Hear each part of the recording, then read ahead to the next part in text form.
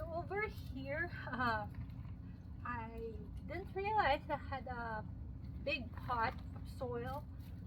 I planted elephant garlic a couple of years ago, and I never harvested it. So it just kept growing. Early spring, I divided it and I left a few plants here, and let's see how it looks like.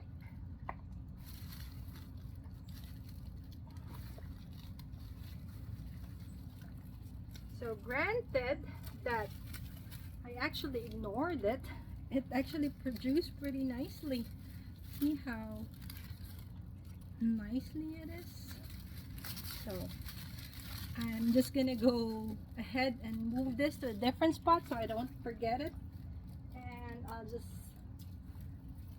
just replant it.